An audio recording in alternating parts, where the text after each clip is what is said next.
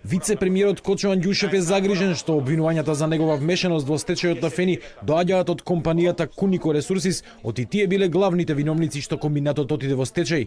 Андјушев не одговори директно на вчерашните обвинувања од првиот човек на Транспаренси Слаѓана Тасева дека го оркестрирал целиот случај со цел Фени да заврши кај понудувачот Джисол, но вели дека комбинатот е пример како еден стечај на така голема фабрика може да заврши многу транспарентно и коректно. Јас мислам дека е добро да се направат сите испитувања, апсолутно никој од това не е загрижен во моментов, единствено сакам да ги продлабочат тие испитувања и да дојдат до причините зашто Фени влегол во стечај. Јас ги охрабрувам да одат подлабоко во испитувањата и да ги видат сите простапки на транспарентност кои што биле од самиот почеток на создавање на проблемот до денеска.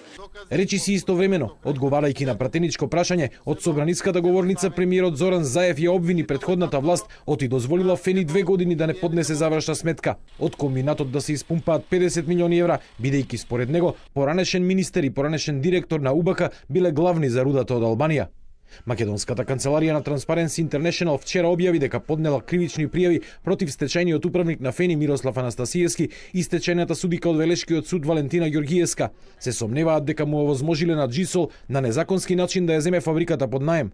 Првиот човек на организацијата Слаѓана Тасева вели дека дошли до многу сериозни наводи за судрени интереси на вице-премиерот Кочо Андјушев во случајот Фени.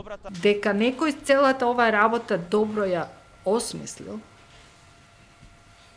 и некој што бил сигурно добар познавач на овие работи, се гледа дека со работењето на Фени денеска се остваруваат многу големи профити, затоа што цената на пероникелот, цената на никелот на берзата е најголема од било кога. И тука има големи добивки и голема имотна корист за оние кои што врз основа на овој незаконски договор работат и управуваат со Фени. Стечајниот управник Мирослав Анастасиевски доцна синоќа ги демантираше наводите на Transparency International. И тој, како и Андјушев денеска, ги повика да посветат внимание за причините кои довеле до стечај на Фени. Иако стечајот трае, со Фени во моментов стопанисува швајцарски Foss Asset Management преку фирмата Джисол, регистрирана на Бахамите. Пред една недела, оваа компанија влезе во одборот на доверители кои го напуштија Комерцијална и Стопанска банка. Двете банки кои заедно побаруваа околу 60% од вкупните побарувања од Фени, наводите на Transparency ги нарекоа неточни информации и податоци.